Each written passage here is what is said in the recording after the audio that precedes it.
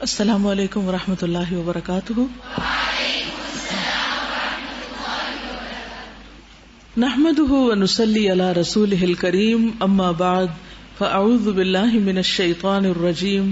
بسم الله الرحمن الرحيم. رب اشرح لي صدري ويسر لي امري واحلل عقدة من لساني يفقهوا قولي. آپ کے علم میں تو کافی اضافہ ہوتا جا رہا ہے، تو کیا عمل میں بھی ساتھ ساتھ کچھ ہو رہا ہے؟ الحمدللہ، ورنہ بیلنس بگڑ جائے گا. درود شریف پڑھیے. آج ہم انشاءاللہ عشرت النساء پڑھیں گے، پیج نمبر 85. عورتوں کے ساتھ حسن سلوک. آپ تو بہت خوش ہوں گی سن کر، کیونکہ آپ کے حقوق کی بات ہے. عشرت النساء، عورتوں کے ساتھ حسن سلوک.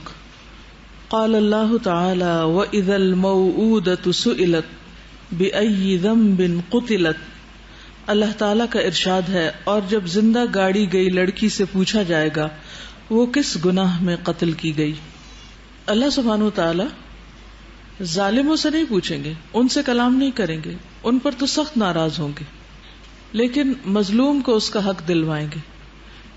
وہ بچی جس نے ابھی دنیا میں آنکھ کھولی ہی تھی اور اس کو ابھی کسی قسم کی کوئی سمجھ بوجھ بھی نہیں تھی، وہ اپنا دفاع بھی نہیں کر سکتی تھی، اپنے بارے میں کچھ کرنے کے قابل نہ تھی، نہ ابھی بول سکتی تھی، نہ کچھ کہہ سکتی تھی. تو جب اس پر ظلم کیا گیا تو اللہ سبحانہ وتعالی قیامت کے دن اس کو قوت گویائی دیں گے اور اپنے حق میں بولنے کی اجازت دیں گے کہ تم بتاؤ تمہارے ساتھ یہ ظلم کس نے کیا اور کیوں کیا. کیونکہ اس دن میں ہر صاحب حق کو اس کا حق دیا جائے گا، خواہ مظلوم کتنا ہی کمزور کیوں نہ ہو، کتنا ہی چھوٹا سا کیوں نہ ہو، دنیا میں خواہ اس کی کچھ بھی سنوائی نہ ہو. تو اللہ سبحانہ وتعالیٰ اس کو اتنا آنر بخشیں گے، اتنی عزت بخشیں گے کہ براہ راست اس سے بات کریں گے اور اس سے پوچھیں گے وَإِذَا الْمَوْءُودَةُ سُئِلَتْ بِأَيِّ ذَنبٍ قُتِلَتْ، کہ تمہیں کس گناہ میں قتل کیا گیا. یہاں عرب کے جاہلی معاشرے کی ایک رسم کی طرف اشارہ ہے جس میں بیٹیوں کو زندہ درگور کر دیا جاتا تھا، یعنی پیدائش کے بعد ان کو مار دیا جاتا تھا. تمام قبائل ایسے نہیں تھے، کچھ قبیلے یہ حرکت کرتے تھے، لیکن جو بھی کرتے تھے یہ بہت ہی آر کی اور ظلم کی اور شرمندگی کی بات تھی، اور اسے کسی بھی صورت میں قبول نہیں کیا جا سکتا. ان کو بیٹیوں کو قتل کیوں کرنا پڑتا؟ یہ ان کے خود ساختہ کچھ اصول تھے یا خود ساختہ بنائے ہوئے عزت کے معیار تھے. ان میں سے ایک یہ کہ اگر ہم بیٹی کو پالیں گے، بڑا کریں گے، تو اس پر ہمارا بہت سا مال لگ جائے گا، اور پھر کل کو یہ بیٹی ہمارے کس کام کی، یہ تو بیاہ کر کہیں اور چلی جائے گی، تو ہم اس پر کیوں خرچ کریں، ہم بیٹوں پر کیوں نہ کریں تاکہ وہ کل کو ہمارے کام آئیں، جنگ و جدل میں ہمارا ساتھ دیں، اور ان پر جو کچھ ہمارا خرچ ہو وہ ہمیں اس کا ریوارڈ دنیا میں مل جائے واپس. کیونکہ ان کا آخرت پر تو کوئی یقین نہیں تھا. یہ تو اسلام ہے جس نے انسان کو یہ یقین دلایا کہ اگر کسی بھی چیز کا تمہیں دنیا میں صلہ نہیں ملتا، دنیا میں تمہیں قربانی کرنی پڑتی ہے، تو کل ایک دن ہے جہاں تمہاری ان قربانیوں کا صلہ تمہیں بہت اچھی شکل میں دے دیا جائے گا. تو ایک تو انہیں اپنے مال کے تلف ہونے کا خوف تھا، ٹھیک ہے، کہ بیٹی پہ لگایا ہوا مال ضائع ہو جائے گا، اور دوسرے یہ تھا کہ وہ خود مفلسی کے ڈر سے قتل کرتے تھے کہ ہم اتنے بچے نہیں پال سکتے. تو اب ان کے پاس بیٹوں اور بیٹیوں میں جو چوائس تھی کہ کس کو رکھیں کس کو نہیں، تو بیٹوں کو رکھ لیتے اور بیٹیوں کو مار ڈالتے. پھر یہ بھی کہا جاتا ہے کہ ان کے نزدیک بیٹی کا جو شوہر ہے، جس کو داماد کہا جاتا ہے، داماد والا ہونا بڑی شرمندگی کی بات ہے کہ کسی مرد کے ہماری بیٹی کے ساتھ کوئی تعلقات ہوں. تو یہ بھی ان کے اپنے ذہن کی ایک اختراع تھی، وہ اس خوبصورت رشتے کو اس نظر سے دیکھتے تھے اور اس پر انہیں شرمندگی ہوتی اور وہ بیٹی کو بڑا ہی نہیں کرنا چاہتے تھے. بہرحال وجوہات کچھ بھی ہوں، یہ سب کچھ شیطان نے ان کے لیے خوشنما بنا دیا تھا. یعنی شیطان نے ان کے یہ اعمال ان کے لیے خوبصورت بنا دیے. اس سے یہ پتہ چلتا ہے کہ انسان برے سے برا کام کر کے بھی بعض اوقات بہت مطمئن ہو جاتا ہے اور بڑی بڑی تعویلیں کر لیتا ہے، اور اپنی برائی کو جو انتہائی درجے کی سنگین قسم کی برائی ہے اس کو بھی وہ خوبصورت نام دے دیتا ہے۔ تو اس لیے ہمیں کبھی بھی اپنی خواہش نفس یا اپنے خیال یا اپنی عقل کو معیار نہیں بنانا چاہیے کسی بھی چیز کے اچھا یا برا ہونے کو۔ دیکھنا یہ چاہیے کہ جس نے ہمیں پیدا کیا ہے اس کی نگاہ میں کوئی چیز کیسی ہے۔ بہت دفعہ ایسا ہوتا ہے کہ ایک چیز ہمیں بہت اچھی لگتی، وَعَسَىٰ أَن تُحِبُّوا شَيْئًا وَهُوَ شَرٌّ لَكُمْ، کہ ہو سکتا ہے ایک چیز تمہیں بہت پسند ہو اور تمہارے حق میں اچھی نہ ہو۔ وَعَسَىٰ أَن تَكْرَهُوا شَيْئًا وَيَجْعَلَ اللَّهُ فِيهِ خَيْرًا كَثِيرًا، ہو سکتا ہے کہ ایک چیز تم ناپسند کرتے ہو، تمہیں بالکل اچھی نہ لگتی ہو، اور اللہ نے اس میں بہت ساری خیر ڈال دی، اور اللہ اس میں بہت ساری خیر ڈال بھی دے گا۔ یعنی وقتی طور پر اگر کوئی کام یا کوئی چیز تمہیں ناپسند ہے، تو گویا اگر بیٹیاں تمہیں ناپسند بھی ہیں تو بیٹیوں کے ذریعے تمہیں بہت سی خیر بھی نصیب ہو سکتی۔ اور حقیقت میں اگر دیکھا جائے تو جتنی بیٹی ہمدرد ہوتی ہے اور بیٹی خیر خواہ ہوتی ہے اور بیٹی کیئر کرنے والی ہوتی ہے، عام طور پر بیٹے نہیں ہوتے اس طرح۔ تو اس لیے اللہ سبحانہ وتعالیٰ نے جو ہم سب پر انعام کیا دین کی شکل میں، الیوم اکملت لکم دینکم واتممت علیکم نعمتی، کہ میں نے اپنی نعمت تم پر تمام کی۔ تو یہ نعمت ہے ہمارا دین کہ جس نے عورت کو زندگی اور آزادی اور بہت سے دیگر حقوق بخشے، جن میں سے سب سے پہلا حق پھر زندہ رہنے کا حق تھا، کیونکہ دور جاہلیت میں عورت کی زندگی بھی ایٹ سٹیک تھی، خطرے میں تھی۔ تو یہاں پر یہ جو لفظ ہے موعودہ، موعودہ کا مطلب ہے جس چیز کو بوجھل کر دیا جائے۔ یعنی ہوتا کیا تھا بیسیکلی کہ گڑھا کھودا جاتا، اور بعض اوقات تو پیدائش سے پہلے ہی گڑھا کھود کے رکھ لیا جاتا۔ اگر بیٹی ہوگی تو بس پیٹ سے باہر آئے گی اور سیدھی قبر میں ڈال دیں گے اس کو، اور بعض اوقات تھوڑی بڑی بھی ہو جاتی اور جو ہی موقع پاتے اس کو ختم کر دیتے۔ تو موعودہ کا مطلب بوجھل کی گئی بیسیکلی، جیسے ولا یعودہ حفظہما، تو یعودہ نہیں بوجھل کرتی اس کو، نہیں تھکاتی اس کو۔ تو منو مٹی کے نیچے بچی کو دبا دیا جاتا ہے، یعنی اس کے اوپر اتنا بوجھ ڈال دیا جاتا کہ جس سے وہ سانس نہیں لے سکتی تھی اور وہ مر جاتی۔ اور ویسے بھی آپ کو معلوم ہے کہ قرآن مجید میں ایک اور جگہ پہ اللہ تعالیٰ فرماتے ہیں سورۃ الزخرف میں آیت نمبر 17 میں، وَإِذَا بُشِّرَ أَحَدُهُمْ بِمَا ضَرَبَ لِلرَّحْمَنِ مَثَلًا ظَلَّ وَجْهُهُ مُسْوَدًّا وَهُوَ كَظِيمٌ، حالانکہ جب ان میں سے کسی کو اس چیز کی خوشخبری دی جاتی ہے، یعنی بیٹی کی، جس کی اس نے رحمان کے لیے مثال بیان کی، کیا کہتے تھے کہ فرشتے اللہ کی بیٹیاں، تو اس کا منہ سارا دن سیاہ رہتا ہے۔ ظل وجہ، ظل کا مطلب ہوتے رہنا، یعنی یہ نہیں کہ ایک دفعہ کوئی چیز ہوئی اور ختم ہو گئی۔ ظل باتا، ظل کہتے ہیں سارا دن کوئی کام ہونا، اور باتا ہوتا ہے رات کے وقت کوئی کام ہونا، یعنی جو کام ہوتا چلا جائے۔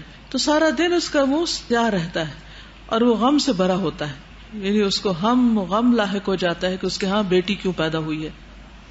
اسی طرح ایک اور جگہ پر بھی آتا ہے وَإِذَا بُشِّرَ أَحَدُهُمْ بِالْأُنْثَى ظَلَّ وَجْهُهُ مُسْوَدًّا وَهُوَ كَظِيمٌ يَتَوَارَى مِنَ الْقَوْمِ مِنْ سُوءِ مَا بُشِّرَ بِهِ، تو وہ اپنی قوم سے چھپتا پھرتا ہے اس بری خبر کی وجہ سے جو اس کو سنائی گئی، اس کی قباحت کی وجہ سے، اور سو کالڈ جو ان کے نزدیک تھی، تو وہ کسی کا سامنا نہیں کرتا تھا، یعنی ان کے لیے اتنی ذلت اور شرمندگی کی بات ہوتی۔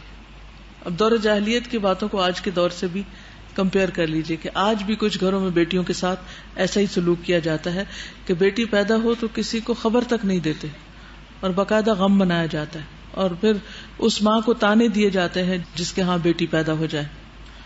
تو یتوارا من القوم من سوء ما بشر به ایمسکہ علی ہون ام یدسہ فی التراب، پھر کیا سوچتا ہے کہ کیا رسوائی کے ساتھ، ذلت کے ساتھ اس کو لیے رکھے، یعنی بیٹی پالے تو ذلت اٹھائے زندگی بھر، لوگوں کی نگاہوں میں گر جائے، ام یدسہ فی التراب، یا پھر اس کو مٹی میں دبا دے۔ تو دو میں سے کوئی ایک آپشن اس کو اختیار کرنی تھی، تو ظاہر ہے اپنی ذلت تو قبول نہیں تھی، اس لیے بیٹی کو اپنے انا کی بھیٹ چڑھا دیا جاتا تھا۔ تو اللہ سبحانہ وتعالیٰ نے اس حرکت سے منع کیا ہے۔ اگر دیکھا جائے تو سب سے پہلے عورت کی جو سب سے پسندیدہ شکل عام طور پر ہمارے معاشرے میں ہوتی ہے وہ بیٹی کی ہوتی ہے۔ ایک گھرانے میں جہاں بیٹی ہو، بہو ہو، ماں ہو اور بیوی ہو، ان میں سب سے زیادہ کس سے لاڈ پیار کیا جاتا ہے؟ بیٹی سے۔ بیٹی کے ناز نخرے زیادہ اٹھائے جاتے ہیں، اس کی زیادہ چلتی ہے۔ تو سب سے پہلے ہم بھی یہاں بیٹیوں کے ساتھ حسن سلوک کے بارے میں اسلام کیا کہتا ہے اس کے بارے میں کچھ پڑھیں گے. پہلی حدیث آپ دیکھ لیجئے. حدیث نمبر 209.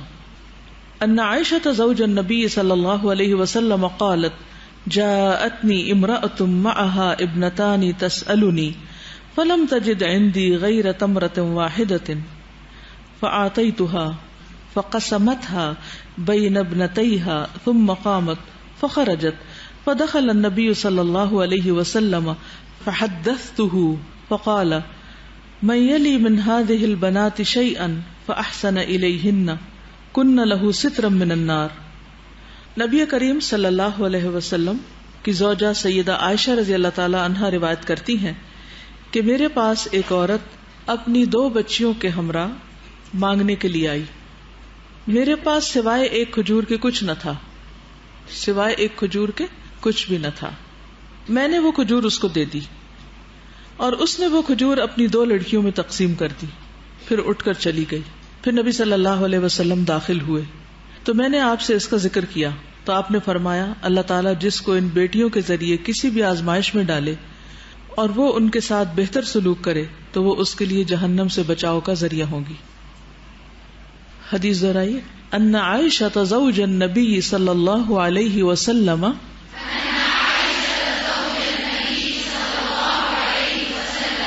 قالت جاءتنی امرأة معها ابنتان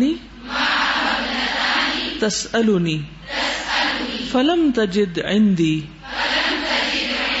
غیر تمرة واحدة فأعطيتها فقسمتها بين ابنتيها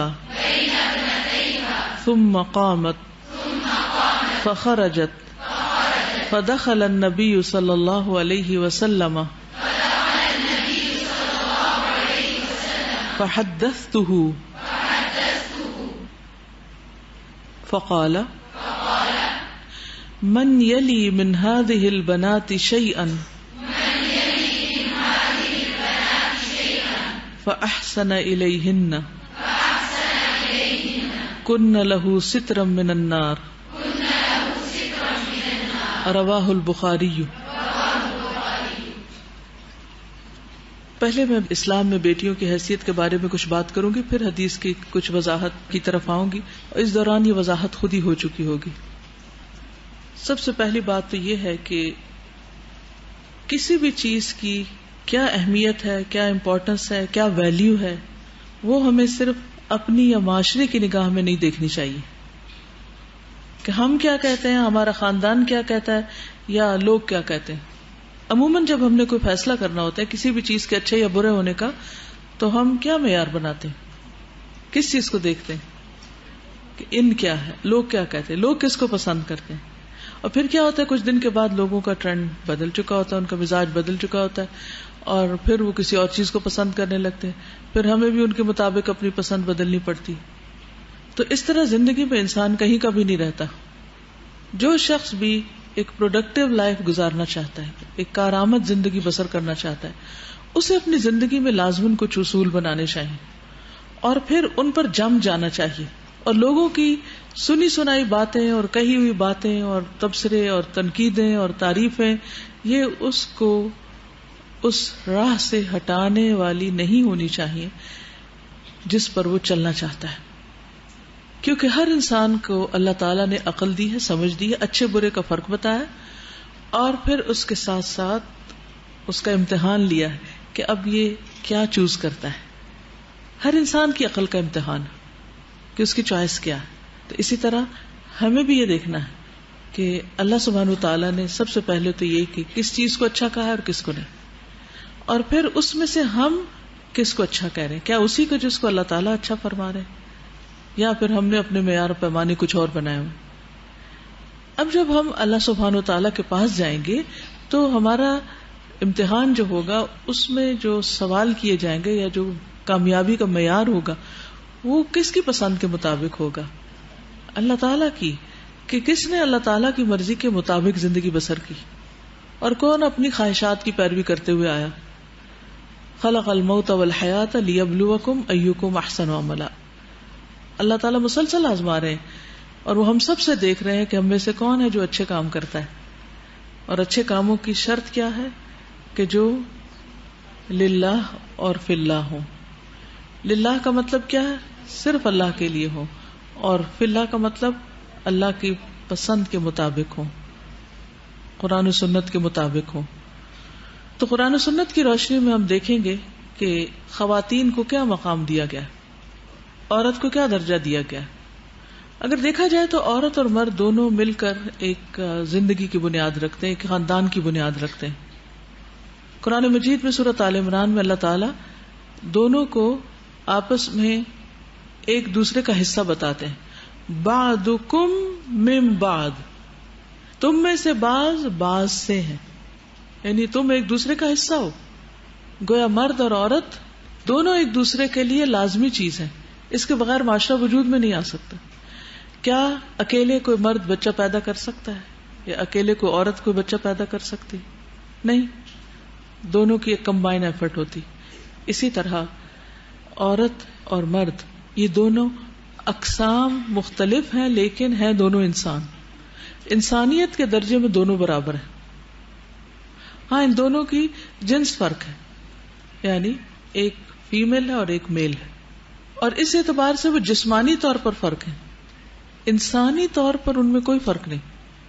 اسلام کے اعتبار سے بھی ان کے اجر، ان کی نجات، ان کے لیے جو تقوی، توکل، انابت، خشیت کے اصول اور معیار رکھے گئے دونوں کے لیے ایک جیسے رکھے گئے. یہ نہیں کہا گیا کہ عورت کو بہت متقی ہونا چاہیے اور مرد جو چاہے کرتا پھرے، اس کے لیے سب جائز ہے، کہیں بھی نہیں لکھا ہوا. یہ ہمارے معاشرے نے خود ہی ایک معیار بنا لیا، اپنی مرضی سے مردوں کو چھوٹ دیتی، جو چیز چاہے کرے، چاہے وہ حلال کرے حرام کرے، لیکن عورت اگر کچھ کرے تو اس پر بہت سی پابندیاں لگا دی جاتی ہیں یا اس کو بلیم زیادہ کیا جاتا ہے. تو یہ یاد رکھیے کہ اللہ سبحانہ و تعالیٰ نے عورت اور مرد کو انسانیت کے درجے میں برابر کے حقوق دے کر پیدا کیا، لیکن ان کے رول مختلف رکھے. تو جس کا جو رول جتنا اہم ہوتا ہے، جس میں وہ جتنی محنت کرتا ہے، پھر اس کا وہاں حق بھی اتنا ہی زیادہ ہو جاتا ہے. مثلا گھر کے منتظم کی شکل میں مرد کا رول زیادہ ہے تو اس کا درجہ ایک زیادہ ہے. ماں کے رول میں عورت کی قربانی زیادہ ہے تو اس کا درجہ مرد کے مقابلے میں زیادہ ہے. تو یہ اللہ سبحانہ تعالیٰ نے دونوں کے درمیان ایک خوبصورت تناسب قائم کیا ہے، حقوق کا، فرائض کا. مردوں کو حکم دیا گیا وعاشروہن بالمعروف، کہ عورتوں کے ساتھ بھلے طریقے سے زندگی بسر کرو. اور عورتوں میں خواہ بیٹی ہو، بہن ہو، ماں ہو، بیوی ہو، کوئی بھی ہو، کسی بھی رنگ روپ میں ہو، عورت قابل احترام ہے، حسن سلوک کی مستحق ہے. اور عشرت النساء کا مطلب یہ ہے کہ عورتوں کے ساتھ حسن سلوک کرنا. تو اس میں آئیے ہم دیکھتے ہیں سب سے پہلے بیٹی کا مقام آتا ہے. اس میں نبی صلی اللہ علیہ وسلم اور آپ کے گھرانے کا طرز عمل کیا تھا، کیونکہ وہ ہمارے لیے معیار ہے نا. اہدنا الصراط المستقیم صراط الذین انعمت علیہم، ان پر اللہ تعالیٰ نے انعام فرمایا. تو جو کچھ وہ کریں گے ہمیں بھی اس سے رہنمائی حاصل کرنی چاہیے. ٹھیک ہے، اتنی بات واضح ہوگی سب کو؟ اوکے. حضرت عائشہ کے بارے میں آتا ہے کہ جب ان کے گھرانے میں کوئی بچہ پیدا ہوتا تو یہ نہیں پوچھتی تھی کہ لڑکا ہوا یا لڑکی، یہ نہیں پوچھتی تھی کیا ہوا، بلکہ یہ پوچھتی تھی کہ تندرست بچہ ہوا. جب کہا جاتا کہ جی ہاں تو کہتی الحمدللہ رب العالمین. بس لڑکا ہو یا لڑکی ہو، تندرست ہے، صحیح سالم ہے، اللہ کا بہت بڑا شکر ہے. تو وہ یہ کیوں نہیں پوچھتی تھی کہ لڑکی ہے کہ لڑکا ہے؟ ایک انسان ہے، انسان ہونے کے درجے میں دونوں برابر ہیں. دور جاہلیت میں پہلے پتا کرتے کیا پیدا ہوا، پھر پتا چلتا بیٹی پیدا ہوئی ہے تو اس پر ناراض ہو جاتے، اللہ تعالیٰ سے بھی ہو جاتے اور بیوی سے بھی ہو جاتے اور لوگوں سے بھی ہو جاتے اور موڈ آف کر لیتے. بیٹیوں کی اچھی پرورش کر کے نبی صلی اللہ علیہ وسلم کا ساتھ پانا. رسول اللہ صلی اللہ علیہ وسلم نے فرمایا جس نے 2 لڑکیوں کی پرورش کی یہاں تک کہ وہ بالغ ہو گئیں، میں اور وہ قیامت کے دن اس طرح ہوں گے. اور آپ صلی اللہ علیہ وسلم نے اپنی انگلیوں کو ملا کر بتایا، یعنی بالکل وہ میرے قریب ترین لوگوں میں سے ہوں گے جو 2 بیٹیوں کی اچھی طرح پرورش کریں. پچھلے دنوں الہدا میں ایک بہت دلچسپ نکاح ہوا. 3 بہنیں تھیں اور بہت ایجوکیٹڈ ماشاءاللہ، اور یہاں الہدا سے بھی انہوں نے پڑھا، اور تینوں کی اکٹھے ایک ہی دن شادی تھی اور تینوں داماد بھی ان کے ساتھ اور وہ بیٹیاں بھی، اور تینوں کا ایک ہی وقت میں نکاح پڑا گیا. تو مجھے یہ خیال آ رہا تھا کہ جیسے ایک اور حدیث کے مطابق جس نے 3 بچیوں کی پرورش کی اور انہیں پالا پوسا اور ان کی شادی کر دی، اس کے لیے یہ اجر ہے. تو 3 ہو یا 2 ہو، اصل بات یہ ہے کہ والدین اپنی بچیوں کے ساتھ کس قسم کا سلوک کرتے ہیں دیکھا یہ جائے گا، اور اس کے مطابق ان کو اجر اور صلہ ملے گا. یہ نہیں کہ بیٹا پالنے کا صلہ زیادہ ملے گا اور بیٹی کا کم، بلکہ بیٹا پالنے کا صلہ بتایا نہیں گیا، جبکہ بیٹیوں کا یہ بتایا گیا کہ وہ نبی صلی اللہ علیہ وسلم سے قریب ہوں گے. پھر بیٹیوں سے محبت کرنا جنت کے حصول کا ذریعہ ہے. بیٹیوں سے محبت کرنا جنت کے حصول کا ذریعہ ہے. حضرت عائشہ سے روایت ہے کہ میرے پاس ایک مسکین عورت 2 بیٹیاں اٹھائے ہوئے آئی، میں نے اسے 3 کھجوریں دی. اس نے 2 بیٹیوں میں سے ہر ایک کو 1-1 کھجور دی اور ایک کھجور کو کھانے کے لیے اپنے منہ کی طرف اٹھایا. تو بیٹیوں نے دوبارہ کھجور مانگ لی. یہ حدیث تھوڑی سی فرق ہے اس سے جو آپ کی کتاب میں. تو اس نے اس کھجور کو توڑ کر پھر دونوں بیٹیوں کو دیا اور خود بھوکی رہی. تو حضرت عائشہ اس واقعے سے بہت متاثر ہوئی، کیونکہ انہیں اس کا ایکسپیرینس نہیں تھا کہ ماں ہونا کیا ہوتا ہے. تو کہتی ہیں کہ میں نے اس واقعے کو رسول اللہ صلی اللہ علیہ وسلم کو سنایا. آپ نے فرمایا یقیناً اللہ نے اس کے اس عمل کی وجہ سے اس کے لیے جنت کو واجب کر دیا ہے یا جہنم سے اس کو آزاد کر دیا ہے. اس میں ایک تو بیٹیوں کا خیال رکھنے کی بات ہے، اور دوسرے ایک اور کیا اہم بات پتہ چلتی، ماں کی قربانی. یعنی بعض اوقات ماں قربانی دیتی ہے تو پھر وہ کبھی شوہر سے بدلہ چاہتی، کبھی اپنے ماں باپ سے چاہتی ہے، کبھی لوگوں کو اپنی غم کی بپتا سناتی رہتی ہے. تو ہمیشہ یاد رکھیے کہ اپنے بچوں کے لیے آپ جو بھی کوئی قربانی کریں گے کسی بھی قسم کی، چاہے اپنے حسن کی کریں، چاہے اپنی صحت کی کریں، چاہے اپنے کھانے کی کریں. اکثر ایسا ہوتا ہے کہ ماں جب کھانا لگا لیتی ہے تو اتنے میں بچے رونے لگتے ہیں یا ان کی کوئی اور ضرورت پیش آ جاتی ہے. تو حضرت عائشہ ان واقعات کو بھی دیکھتی تو بہت متاثر ہوتی کہ کیسی کیسی قربانیاں کرتی ہیں، کیسی کیسی تکلیفیں اٹھاتی. بعض اوقات راتوں کو کتنی دفعہ جاگنا پڑتا ہے. تو جو کچھ بھی ماں قربانی کرتی ہے اس کا رونا نہیں رونا چاہیے لوگوں کے سامنے، کیونکہ اکثر میں نے ماؤں کو دیکھا ہے کہ جب 2 عورتیں کٹھی ہو کے بیٹھیں گی اور ان کے چھوٹے بچے ہوں گے تو وہ بچوں ہی کی داستانیں سناتی رہیں گی اور انہی کا رونا روتی رہیں گی. بڑا تنگ کرتے ہیں، ایسا ہے ویسا ہے، یعنی ساری نعمتوں کو بھلا کر صرف بچوں کا تنگ کرنا اور اس کو بار بار مینشن کرنا. اس کو مینشن نہ کرے ہر ایک، کیونکہ کسی کو کیا دلچسپی آپ کے بچوں کے رونے دھونے سے یا ان کو پریشان کرنے. ہاں ٹھیک ہے، اگر آپ کسی کو مشورہ کرنا چاہتے ہیں، سیکھنا چاہتے ہیں تو سیکھیں کہ بچے کیسے پالتے ہیں، لیکن ادروائز دوسروں کو ہر وقت بچوں کی باتیں سنا کر بور نہ کریں. اس سے پرہیز کریں، کیونکہ میں نے دیکھا بعض مائیں تو کریزی ہو جاتی ہیں، ان کو اللہ رسول کی کوئی بات نہیں سوچتی. جیسے دور جاہلیت کے لوگ تھے نا، وہ حج کے موقع پر جب اکٹھے ہوتے تو اپنے باپ دادا کا بڑا ذکر کرتے تھے. لیکن اللہ تعالیٰ نے ان کو کیا حکم دیا کہ کیا کرو، فاذکروا اللہ کذکرکم آبائکم او اشد ذکرا، کہ تم اس وقت جس طرح باپ دادا کو یاد کرتے ہو کم از کم اتنا ہی یاد کر لو، یا اس سے زیادہ ہونا تو زیادہ چاہیے. تو اس لیے آپ میں سے جو مائیں ہیں یا بننے والی ہیں یا آئندہ کبھی بنے گی، وہ اس نصیحت کو ضرور یاد رکھیں. ہماری مجالس میں سب سے زیادہ ذکر تو اللہ کا ہونا چاہیے، لیکن اگر اللہ سبحانہ وتعالی کا کسی وقت ذکر کم بھی ہو رہا ہے تو کوئی انڈائریکٹ ذکر ہونا چاہیے اس کو راضی کرنے والا، یعنی جس سے اللہ راضی ہو. کسی کی اصلاح کی بات، کسی کو کوئی اچھا مشورہ، کسی کو کچھ ہنر سکھا دینا، کوئی مشورہ دے دینا، کوئی اچھی بات کرنا، اور پھر سنانا بھی اور سننا بھی. بعض لوگوں کو اپنی باتیں سنانے کا اتنا شوق ہوتا ہے کہ نان سٹاپ بولتے ہیں اور دوسرے کی کچھ نہیں سنتے، اپنی بات بار بار ریپیٹ کریں گے، گویا ان کے نزدیک ان کی اپنی ذات اتنی اہم ہے کہ انہیں اپنی کہانی سنانے سے فرصت ہی نہیں.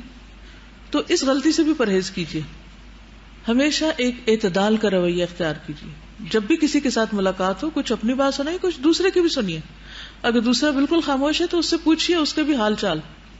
صرف یک طرفہ گاڑی چلا دینا چاہیے، یہ خطرناک کام ہے، اس سے تعلقات متاثر ہوتے ہیں.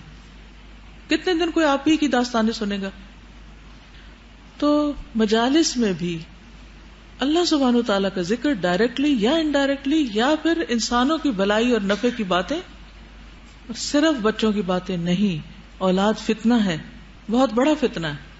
اور اس سے وہی بچ پاتے ہیں جن کو اللہ بچاتا ہے. تو اب آپ گھر جائیں گے اور گھر میں اگر آپ بھابھی کو دیکھیں اور چچی کو دیکھیں اور خالہ کو دیکھیں کہ وہ بچوں ہی کی باتیں کیے چلے جا رہے ہیں تو کیا کریں گے آپ؟ کیونکہ اب آپ کو سمجھ تو آ جائے گی کہ یہ ہم نے پڑھا تھا اور یہ ہو کیا رہا ہے. کیونکہ ایک معیار تو مل جاتا ہے نا پھر انالائز کرنے کا چیزوں کو. کیا کریں گے؟ بس کرو، چپ کرو. کیا کریں گے؟ اچھا ٹاپک چینج کریں گی. ٹاپک چینج کرنے کا طریقہ کیا ہوتا ہے وہ بھی بتائیے. حدیث سنائیں گے. دیکھیے کسی کو بھی حدیث اس وقت نہ سنائیے جب وہ اسے سننے کو تیار نہ ہو. کچھ نہ کچھ میدان ضرور ہموار کر لیں پہلے. اب ایک شخص اپنا پسندیدہ ٹاپک لے کے بیٹھا ہوا اپنی ذات پہ گفتگو کیے چلے جا رہا ہے یا اپنے بچے پہ گفتگو کیے چلے جا رہا ہے اور آپ اس کو اللہ کی بات سنا رہے ہیں تو ان کو تو دل نہیں لگے گا ابھی. تو پہلے تھوڑا زمین ہموار کرنی پڑے گی. ہاں جی، اگر وہ اپنی فکریں یا بچوں کی فکریں بیان کریں تو آپ اپنی کو فکر بیان کر دیں. فکر کے مقابلے میں فکر آخرت ہو سکتی ہے، فکر نماز ہو سکتی ہے، کوئی بھی فکر ہو سکتی، لیکن آسان طریقے سے ٹاپک چینج کیجیے. جی آپ ان سے مزید سوال کر سکتے ہیں اسی بچے کے بارے میں جس کا بہت ذکر ہو رہا ہو. اپنا ہی بچے کے بارے میں بھی سوچنا ہے تو ذرا بھلے طریقے سے سوچیں، نہ کہ ان کے کھانے پینے اور ان کی اوٹ پٹانگ باتیں. جی بچے کی خوبی کو اللہ تعالیٰ کی نعمت کی طرف متوجہ کریں کہ یہ ہم نے تو صرف پیدا کیا ہے ان کو، ہم نے کیا بنایا ہے، ہمارا کیا کمال ہے اس میں. ٹھیک ہے نا. جی نہیں خوش تو وہ آلریڈی ہیں.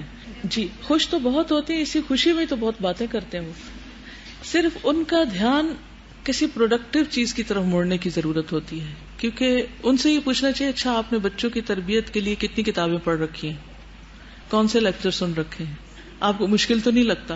ان سے سوال کیجئے. ٹھیک ہے، یعنی ٹاپک چینج کرنا ہو تو آپ سوال کیجئے. سمجھ آئی میری بات؟ کوئی نہیں آئی؟ سوال کرنے کا فائدہ کیا ہوگا؟ سوال کرنے کا فائدہ یہ ہوگا کہ ان کو وہ سوچنے کا موقع ملے گا جو وہ نہیں سوچتے، اور اس طرح آپ ان کی بھلائی کر رہے ہوں گے. کیوں کہیں گے ہیں بچے پال رہے اور ایک بھی کتاب نہیں پڑھی اور کوئی ایک بھی لیکچر نہیں سنا اور کوئی ایک بھی کہیں سے کچھ نہیں سیکھا تو کیا کر رہی ہوں میں.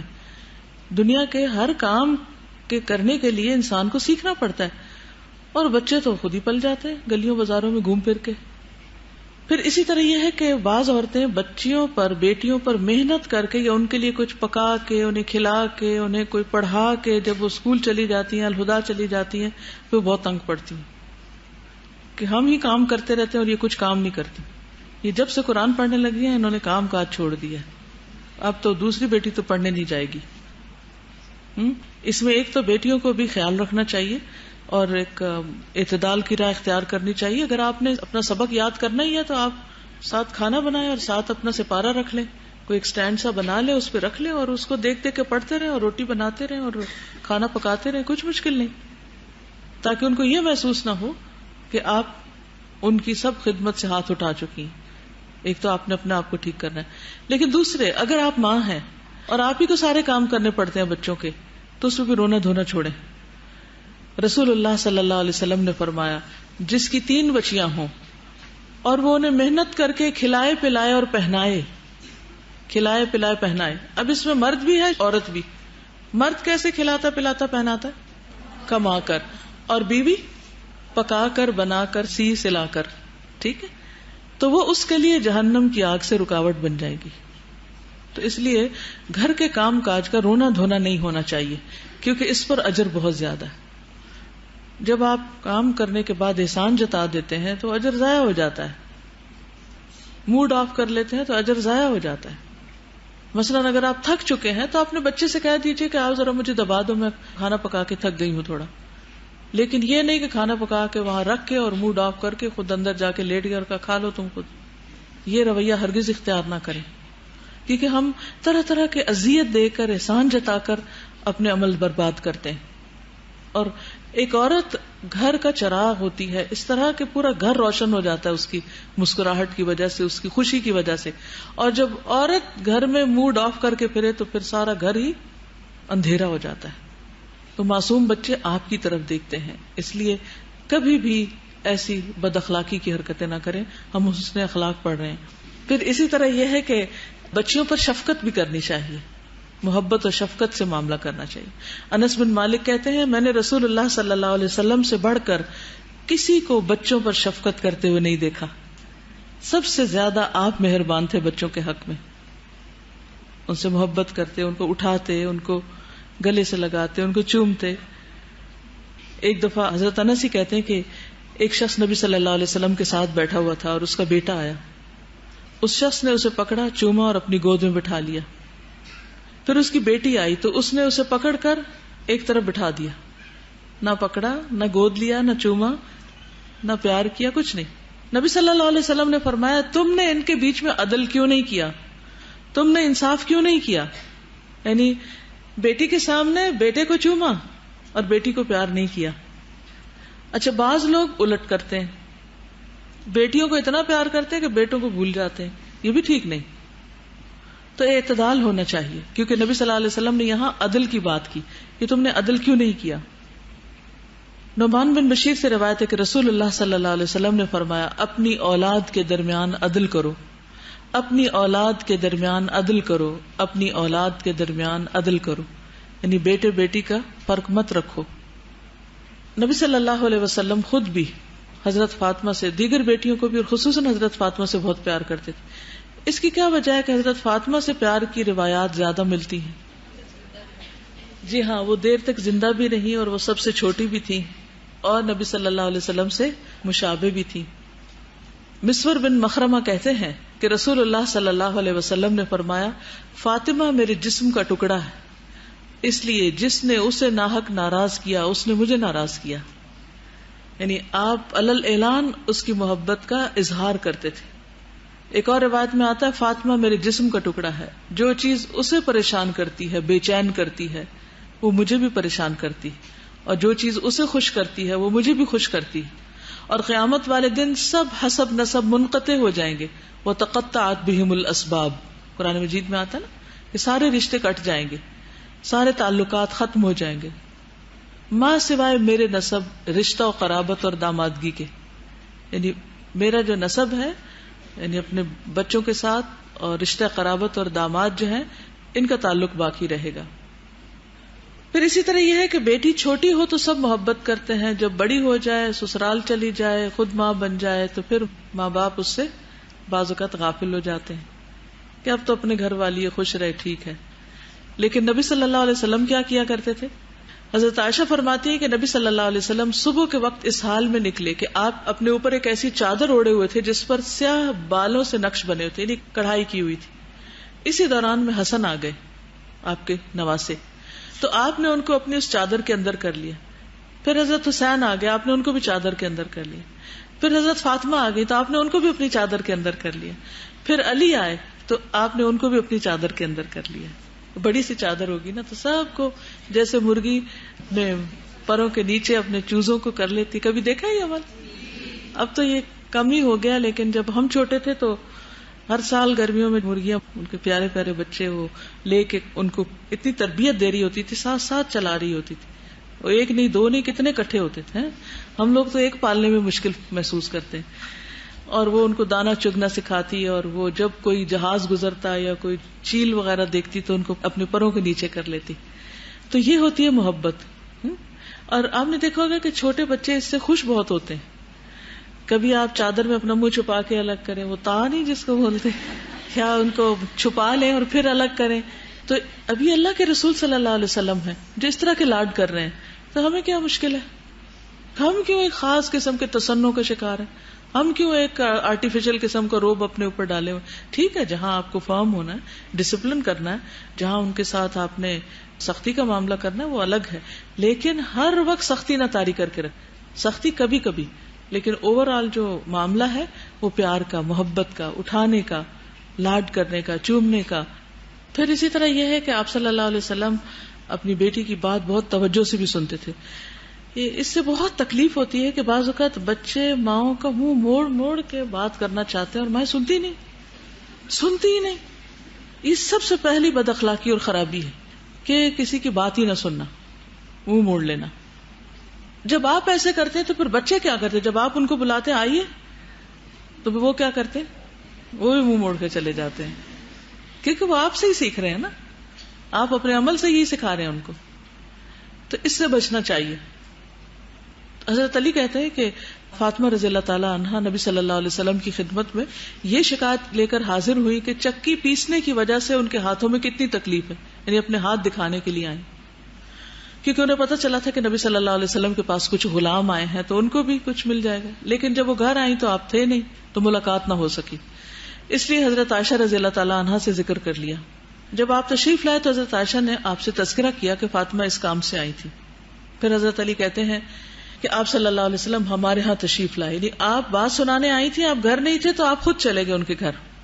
ہم اس حال میں تھے کہ اپنے بستروں پر لیٹ چکے تھے. ہم نے اٹھنا چاہا تو آپ نے فرمایا تم دونوں جس طرح ہو اسی طرح رہو، یعنی لیٹے رہو. پھر آپ میرے اور فاطمہ کے درمیان میں بیٹھ گئے، یعنی بستر پر آ کر. میں نے آپ کے قدموں کی ٹھنڈک اپنے پیٹ پر محسوس کی، یعنی حضرت علی کے سینے پر آپ کے پاؤں لگ رہے تھے. یعنی اس طرح اپنے پاؤں دراز کر کے آپ ان دونوں کے بیچ میں بیٹھ گئے، انہی کے بستر پر. اب ظاہر شادی ہو چکی ہے، جوان ہیں سب، لیکن اس کے باوجود آپ کی توجہ اور آپ کا ان کا حال پوچھنا اور ان کے مطالبات کو سننا.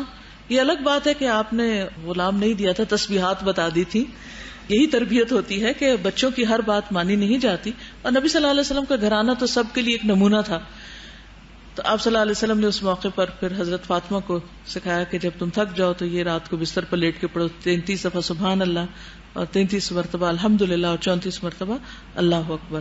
تو یہ تمہارے لیے غلاموں سے بہتر ہے. اور پھر حضرت فاطمہ جو تھی وہ جب یہ پڑھتی تھی تو ان کی تھکاوٹ اتر جاتی تھی. آپ بھی آزما لیجیے. تو اس حدیث سے کیا پتہ چلتا ہے؟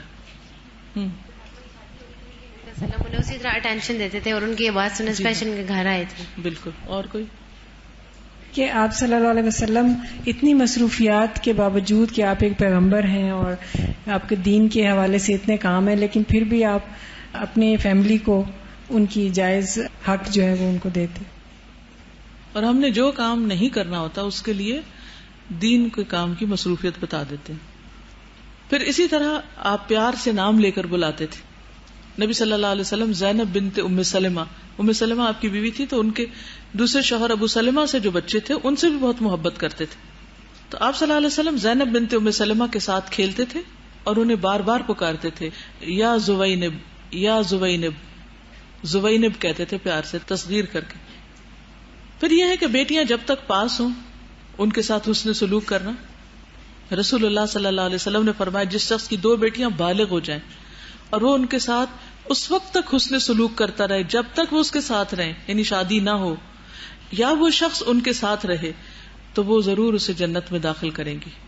یعنی بعض اوقات بیٹیاں ماں باپ کے ساتھ رہتی ہیں اور بعض اوقات ماں باپ بیٹی کے ساتھ رہتے ہیں. تو دونوں صورتوں میں ہمارے کلچر میں کیا ہے، بیٹی کے گھر سے پانی نہیں پینا اور بیٹی کے گھر نہیں جانا. پھر بیٹی کی رضامندی کو اہمیت دینا. نبی صلی اللہ علیہ وسلم نے فرمایا کنواری لڑکی کا نکاح نہ کیا جائے جب تک اس سے اجازت نہ لے لی جائے، یعنی پوچھ کر شادی کی جائے. پھر اسی طرح شادی ہو جائے اور بیٹی واپس آئے تو آگے بڑھ کر اس سے ملا جائے. حضرت عائشہ کہتی ہیں میں نے کسی کو نہیں پایا کہ وہ اپنی عادات، چال چلن اور بات چیت میں فاطمہ رضی اللہ عنہا سے بڑھ کر رسول اللہ صلی اللہ علیہ وسلم کے مشابہ ہوں. یعنی صرف شکل میں نہیں بلکہ عادات اور چال چلن، بات چیت، ہر چیز میں وہ نبی صلی اللہ علیہ وسلم سے بہت ملتی تھی. جب وہ آپ کے یہاں آتی تو آپ اٹھ کر ان کی طرف بڑھتے، یعنی کھڑے ہو جاتے، ان کا ہاتھ پکڑتے، بوسہ دیتے اور اپنی جگہ بٹھاتے. اور اسی طرح جب آپ ان کے ہاں جاتے تو وہ اٹھ کر آپ کی طرف بڑھتی، آپ کا ہاتھ پکڑتی اور بوسہ دیتی اور اپنی جگہ بٹھا دیتی. یعنی یہ تھا باپ بیٹی کا تعلق، یہ تھے باہم محبت کے رشتے. پھر اسی طرح صرف بیٹیاں نہیں، بیٹیوں کی بیٹیوں سے بھی آپ بہت شفقت کرتے تھے. حضرت امامہ کے بارے میں جانتے ہیں آپ؟ کس کی بیٹی تھی وہ؟ حضرت زینب کی. امامہ بنت ابی العاص.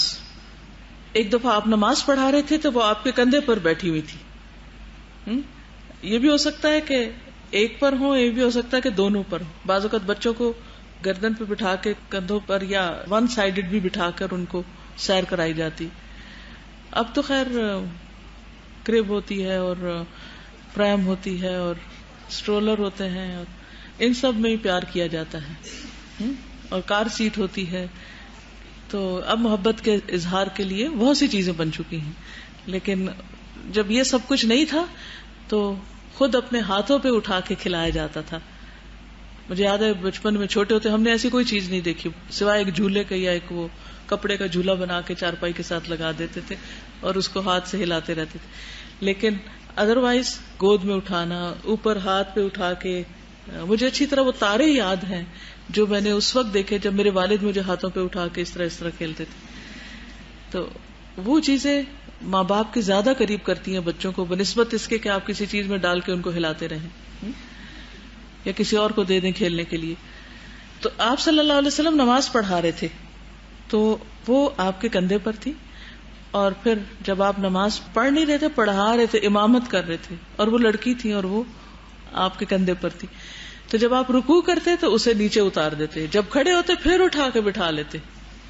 تو ساری نماز آپ نے اسی طرح پڑھائی. تو یہ دراصل ایک نمونہ قائم کرنا تھا کہ ایک مرد خواہ کتنے بھی بڑے عہدے پہ پہنچ جائے, امام بن جائے, بڑے سے بڑا کام کرے, لیکن اپنے گھر والوں سے غافل نہ ہو, محبتیں دینے اور بانٹنے سے غافل نہ ہو. ایک اور روایت میں آتا ہے ابو قتادہ کی کہ رسول اللہ صلی اللہ علیہ وسلم اس حال میں نماز پڑھتے کہ آپ امامہ بنت زینب کو, جو ابو العاص بن ربیع کی بیٹی تھی, اٹھائے ہوئے ہوتے.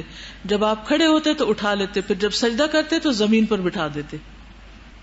پھر اسی طرح وقت کے تقاضے کے مطابق بچیوں کی ضروریات پر توجہ دینا, کیونکہ جب چھوٹی ہوتی ہے تو زیادہ محبت چاہیے ہوتی ہے, لیکن جب تھوڑی بڑی ہوتی ہے پھر ڈسپلن سکھانا چاہیے. کہتے ہیں نا کہ بچے کو 7 سال تک محبت دیں, 7 سال کا ہو جائے تو تمیز سکھائیں. اس کے مطلب پہلے تمیز نہ سکھائیں, لیکن 7 سال کا ہو جائے تو تھوڑا فرم رویہ اختیار کرنا چاہیے اور ان کو جائز ناجائز اچھے برے کا فرق زیادہ بتانا چاہیے.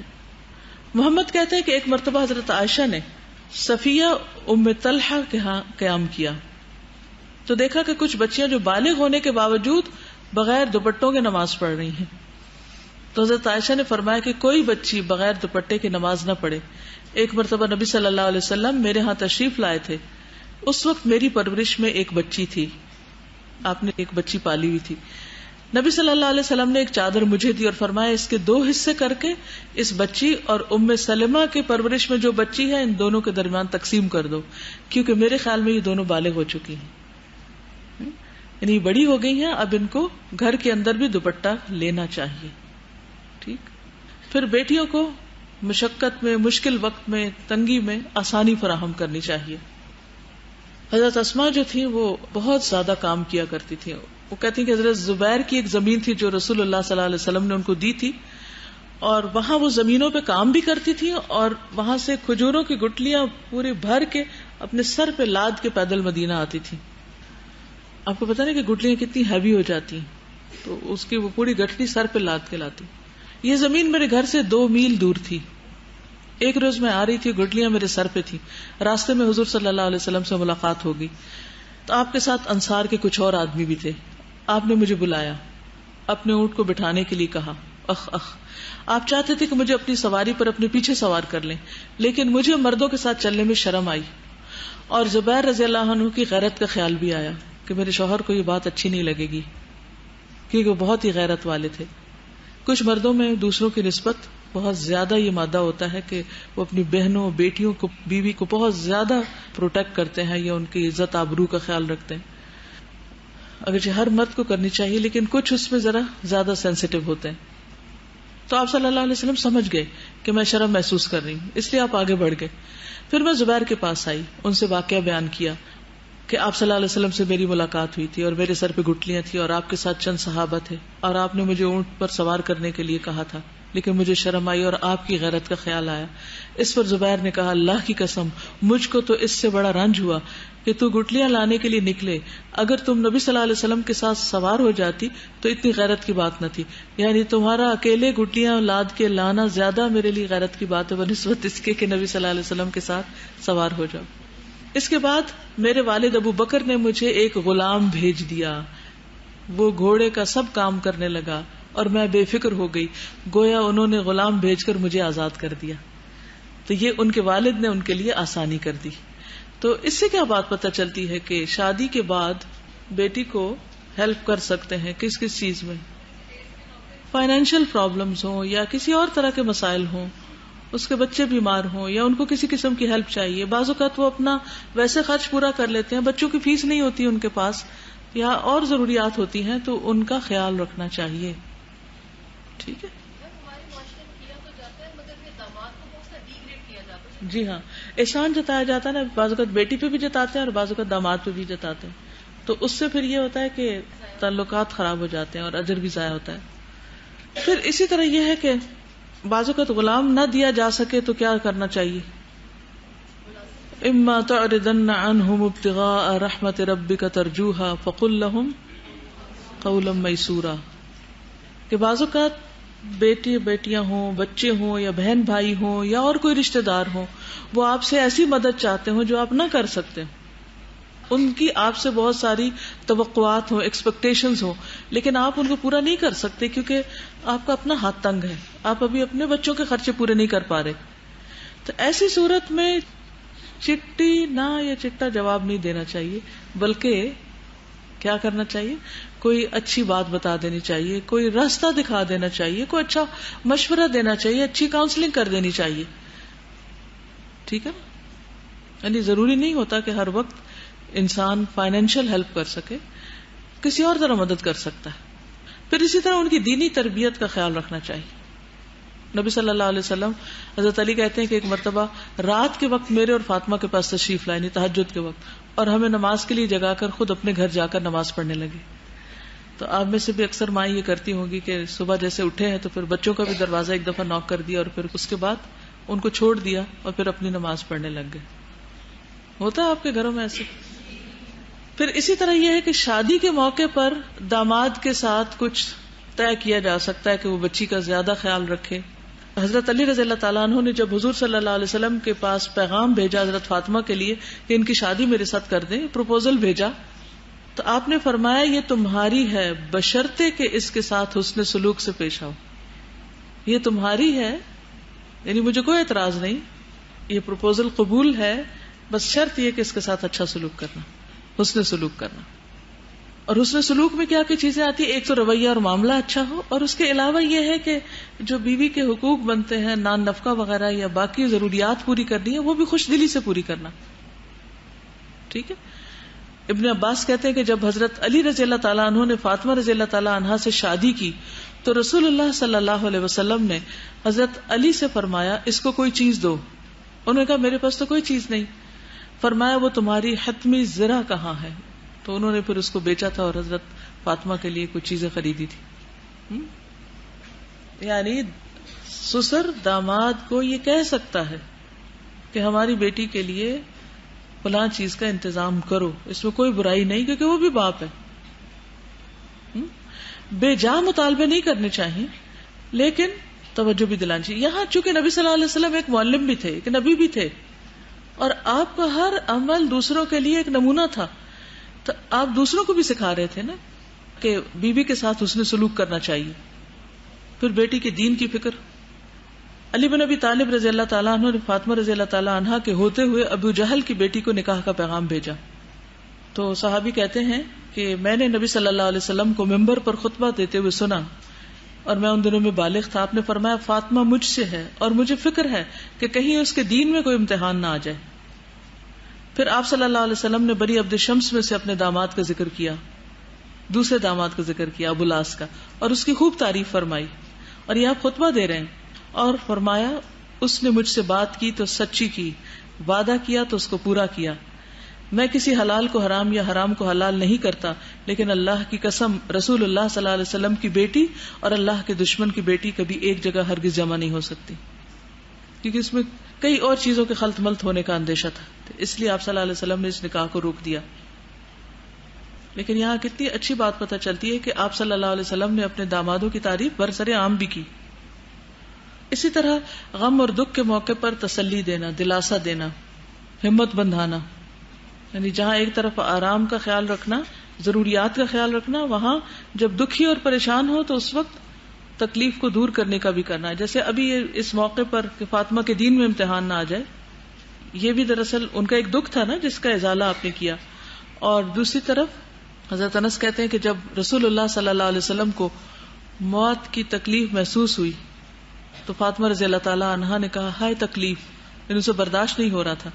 رسول اللہ صلی اللہ علیہ وسلم نے فرمایا میری بیٹی تمہارے باپ پر وہ غالب آنے والی ہے کہ قیامت کے دن تک پہنچانے کے لیے اللہ تعالیٰ ہر ایک کو اسی میں مبتلا کرتا ہے. یعنی اب تمہارے والد کی وفات قریب ہے اور ہر ایک کو قیامت کے دن تک پہنچنے کے لیے اس مرحلے سے لازمی گزرنا ہوتا ہے. یعنی آپ اتنی سخت تکلیف میں مبتلا ہیں اور اس وقت بھی بیٹی کو دلاسا دے رہے ہیں اور اس وقت بھی تعلیم دے رہے ہیں کہ اس موقع پر گھبراؤ نہیں. انس بن مالک کہتے ہیں کہ جب نبی صلی اللہ علیہ وسلم کی بے چینی بہت بڑھ گئی. کون سی بے چینی؟ نزا کا وقت جو تھا. تو فاطمہ رضی اللہ تعالی عنہا نے کہا آہ ابا جان آپ کو کتنی بے چینی. آپ نے فرمایا آج کے بعد تمہارے ابا جان کی یہ بے چینی نہیں رہے گی. یعنی یہ آخری موقع ہے بے چینی کا. اس کے بعد جب اللہ تعالیٰ سے جا ملیں گے تو اللہ تعالیٰ ان سے راضی ہے اور وہ خوش ہی خوش ہوں گے. اسی طرح بچیوں کی جو خوشیاں ہوتی ہیں یا جو کھیل کود کا شوق ہوتا ہے اس پر بھی ان کا خیال رکھنا چاہیے، ان کے جذبات کا احساس رکھنا چاہیے. مثلا اگر وہ کھیلنے کی اجازت مانگے یا کوئی اور اس طرح کا کام کرنا چاہے جو شریعت سے نہیں ٹکراتا تو انہیں خوشی سے اجازت دینی چاہیے. ابو حیان کہتے ہیں میں نے ربیع بن خیثم کی بیٹی کو دیکھا کہ وہ ان کے پاس آئی، کہنے لگی ابا جان میں کھیلنے چلی جاؤں، یعنی کھیلنے کی اجازت مانگی. تو ان کا ہاں چلی جاؤ لیکن اچھی بات کہنا، انہیں لڑائی نہیں کرنا وہاں. ساتھ ہی تلقین بھی کر دی. اسی طرح بچوں کو بد دعا نہیں دینی چاہیے. کچھ مائیں بچے تنگ کرے تو ان کو بد دعائیں دینے لگتی، حالانکہ وہ بد دعائیں پھر خود انہیں بھی پلٹ آتی. جب بچوں کو کوئی تکلیف پہنچتی ہے تو تکلیف کون اٹھاتا ہے؟ مائیں ہی اٹھاتی ہے نا. نبی صلی اللہ علیہ وسلم نے فرمایا اپنی اولاد کو بد دعا مت دو. ایسا نہ ہو کہ وہ اللہ تعالیٰ کی طرف سے عطا اور قبولیت کی گھڑی ہو تو وہ تمہارے لیے قبول کر لے. اسی لیے کبھی اپنی زبان سے منفی بات نہیں نکالنی چاہیے. مثلا کوئی آپ سے کہے کہ یہ کام کر دو کہ یہ تو میں کر ہی نہیں سکتی، تو ہو سکتا ہے وہ عطا اور قبولیت کی گھڑی ہو کہ اگر آپ کہیں انشاءاللہ میں پوری کوشش کروں گی تو اللہ تعالیٰ آپ کو توفیق دے دے، اور اگر آپ کہیں یہ تو ہو ہی نہیں سکتا، یہ نہیں میں کر سکتی، یہ بہت مشکل ہے، تو کیا ہوگا؟ ہو سکتا ہے کہ وہ زندگی بھر آپ کے لیے مشکل ہو جائے. تو ہمیشہ اپنی زبان سے خیر کے کلمات نکالا کریں، چاہے بچوں کا معاملہ ہو چاہے کوئی اور معاملہ ہو. منفی باتیں نہ کریں. مثلاً بعض اوقات ایسا ہوتا ہے نا کہ ہسبینڈ وائف آپس میں بچوں کے اوپر تبصرہ کرنے لگتے ہیں، تو کوئی ان میں سے اگر بہت غصے میں ہوتا ہے تو کہتا ہے اس سے تو کوئی خیر کی توقع نہیں، یہ تو بڑا ہی بدبخت ہے. کئی دفعہ ماں باپ کہہ رہے ہوتے ہیں نا ایسی باتیں، ایسا نہیں کہنا چاہیے. آپ نے سنا تھا نا کہ بجائے اس کے کہ بیڑا غرق ہو، کیا کہنا چاہیے؟ بیڑا ترے. پھر اسی طرح یہ کہ بچوں کو ان کی پسند کی چیزیں دینا، ایک حد کے اندر رہ کے ٹوائز جیولری وغیرہ ان کو لے کر دینا جس سے وہ خوش ہوں. حضرت عائشہ فرماتی کہ رسول اللہ صلی اللہ علیہ وسلم کے پاس نجاشی کی طرف سے زیورات آئے جو اس نے ہدیہ کیے تھے آپ کو، تو ان میں ایک سونے کی انگوٹھی بھی تھی جس میں حبشی پتھر کا نگینہ تھا. حضرت عائشہ فرماتی کہ رسول اللہ صلی اللہ علیہ وسلم نے اسے ایک لکڑی سے چھوا یا اپنی بعض انگلیوں سے چھوا، اس سے اعراض کرتے نہیں، یوں ایسے پکڑا بس، یا لکڑی کے ساتھ اٹھایا اسے. پھر اپنی نواسی امامہ بنت ابو العاص کو بلایا جو زینب کی صاحبزادی تھی، اور فرمایا اے میری بیٹی اس سے زینت اختیار کر لو. سبحانک اللہم و بحمدک اشہد ان لا الہ الا انت استغفرک و اتوب الیک.